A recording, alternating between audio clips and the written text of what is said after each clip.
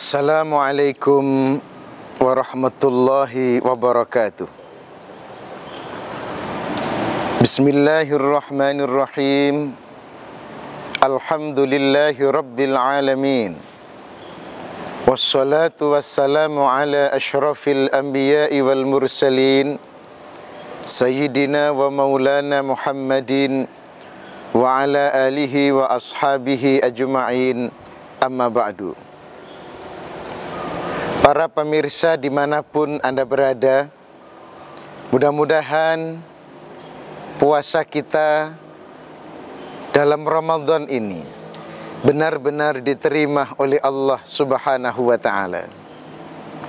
Saudaraku, setiap orang hidup, setiap manusia pasti mengalami 5 alam. Alam yang pertama yang kita lalui namanya alam ruh. Berapa lama kita di alam ruh? Wallahu a'lam.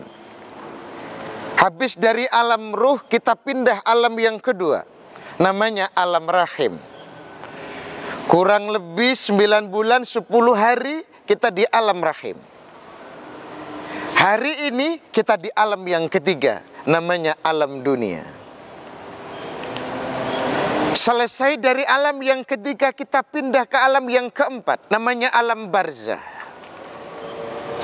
Dari alam barzah, suatu saat ketika hari sudah dikiamatkan oleh Allah, dibangkitkan dari alam kubur yang terkenal dengan yaumul ba'tsi, manusia digiring oleh Allah ke padang mahsyar. Pada saat manusia kumpul di padang mahsyar ini, ada hadis baginda Rasulullah Muhammad sallallahu alaihi wasallam yang diriwayatkan oleh Imam Abu Dawud.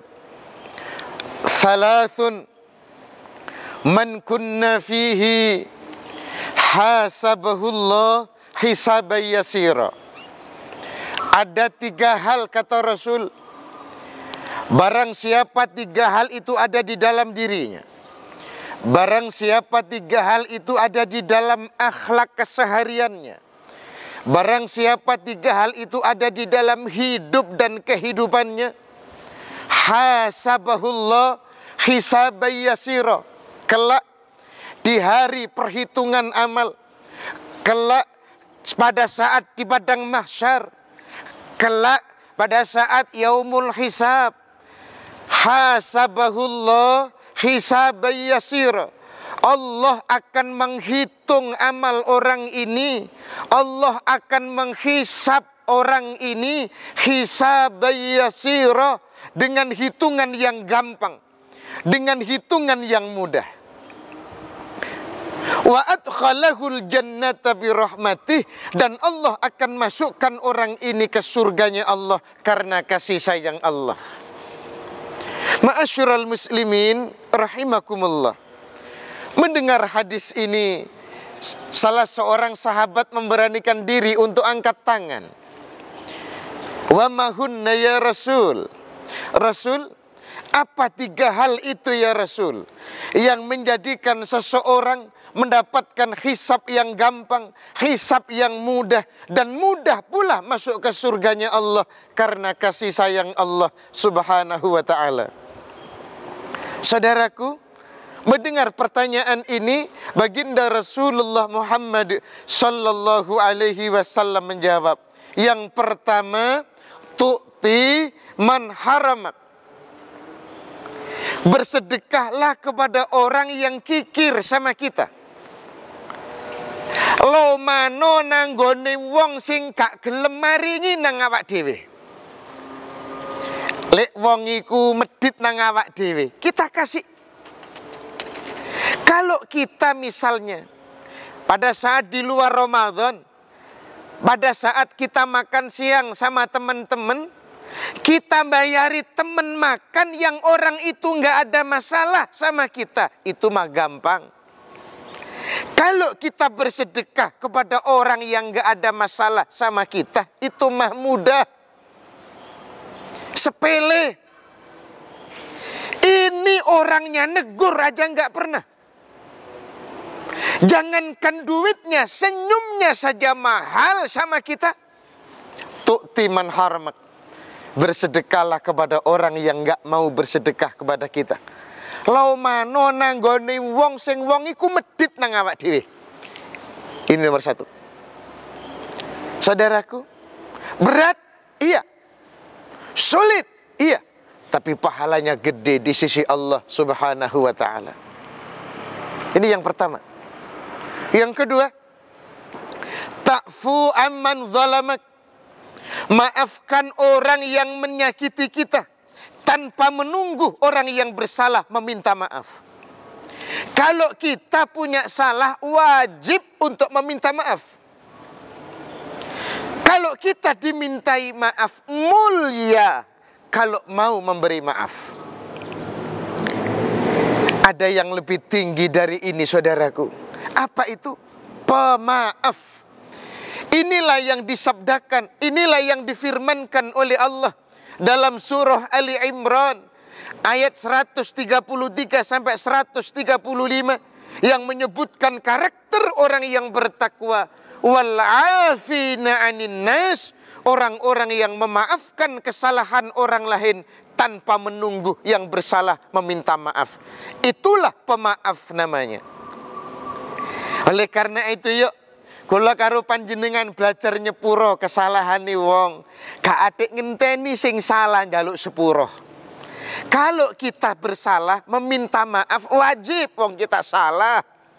Saat kita dimintai maaf, top markotop kalau kita mau memberi maaf.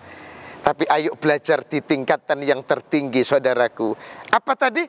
Pemaaf. Memaafkan kesalahan orang lain tanpa menunggu yang bersalah meminta maaf. Sulit, iya. Berat, iya. Tapi besar pahalanya di sisi Allah Subhanahu wa ta'ala. Perlu latihan. Latihannya apa? Latihannya yang pertama, memaafkan orang kalau orang itu meminta maaf. Itu latihan pertama. Le iki mawon kula karo panjenengan gak gelem nyepuro. Saat kulon jenengan dijalui sepuro karo wong, pasti ndak akan bisa untuk mengamalkan di tingkatan yang tertinggi, yaitu pemaaf. Saudaraku, ini yang kedua. Yang ketiga, yang menjadikan sarana orang mudah mendapatkan hisab saat di yaumul hisab, di padang mahsyar, mudah masuk ke surganya Allah karena kasih sayang Allah. Yang ketiga, watasilu amman qata'ak, sambung tali silaturahim terhadap orang yang memutus silaturahim kepada kita. Namanya menyambung berarti ada yang putus. Lek kula karo panjenengan ketemu dulur nduk dalan, assalamualaikum, awak dhewe jawab waalaikumsalam. Itu bukan menyambung tali silaturahim, tapi namanya nyopo. Bukan menyambung, yo nyopo gitu aja, salam. Tindak pundi, saking pundi, menegur biasa karena nggak ada masalah. Ini orangnya sudah 3 hari nggak pernah negur dengan kita. Di WA nggak pernah dibales, di telepon nggak pernah diangkat, di SMS nggak pernah dibales. Saat kita tegur di jalan nggak pernah bales negur. Mukanya dipalingkan dari kita. Kalau kita bertemu dengan orang yang seperti itu, bertemu dengan saudara yang seperti itu, tasil man qata'ak, sambung tali silaturahim. Yuk, kita yang negur duluan, kita yang nyapa duluan, kita yang datangi duluan. Kalau ditegur dengan lisan, orangnya belum balas. Kalau ditegur dengan salam nggak pernah balas salamnya, solusinya adalah datangi ke rumahnya. Kita yang datangi duluan. Gawak no roti, gawak no beras, lek riyo yo gawak no sarung misisan. Bila perlu bojone kok no rokokmu kenah misisan. Anak itu kok no kelambi misisan. Entek akeh yo misisan yo.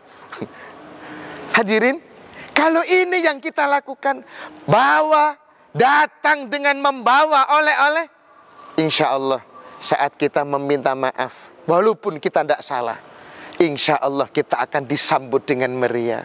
Sambung tali silaturahim terhadap orang yang nggak mau menyambung silaturahim dengan kita. Saudaraku, 3 hal tadi memang luar biasa berat.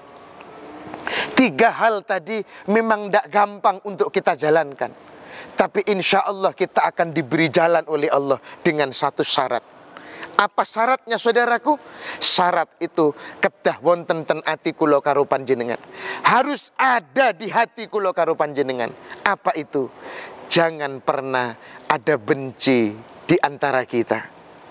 Jangan pernah ada kebencian di hati kita kepada siapapun dan apapun ciptaannya Allah. Karena ketika ada kebencian kepada ciptaannya, maka sama halnya benci kepada yang menciptakan. Benci kepada yang diciptakan sama halnya benci kepada yang menciptakan. Begitu dawuhnya para ulama-ulama arifin. Kalau kita tidak suka kepada manusia, berarti tidak suka kepada sang pencipta, yaitu Allah subhanahu wa ta'ala. Kalau sudah ada rasa tidak suka kepada ciptaannya, maka jangan pernah berharap sholatnya diterima. Jangan pernah berharap wiritane ditompo. Jangan pernah berharap posone, zakate, umrohe, hajine. Walaupun haji ping swidak jaran, padahal jarane gak ono swidak. Nah, jangan pernah berharap ingin diterima. Ingin diterima, bersihkan hati. Termasuk agar mudah menjalankan 3 hal tadi. Jangan pernah ada kebencian ten ati kula karo panjenengan. Insya Allah kula karo panjenengan belajar, bahkan akan ditoto oleh Allah untuk bisa menjalankan. Yang pertama tadi, memberi kepada orang yang kikir sama kita. Yang kedua, memaafkan orang yang berbuat salah kepada kita. Dan yang ketiga, menyambung tali silaturahim terhadap orang yang memutus silaturahim kepada kita. Mudah-mudahan yang disampaikan manfaat, dan kita kula karo panjenengan ditakdirkan saged menjalankan dengan sebaik-baiknya. Yu painten kelelekan ondo cekap semanten atur kawula. Assalamualaikum warahmatullahi wabarakatuh.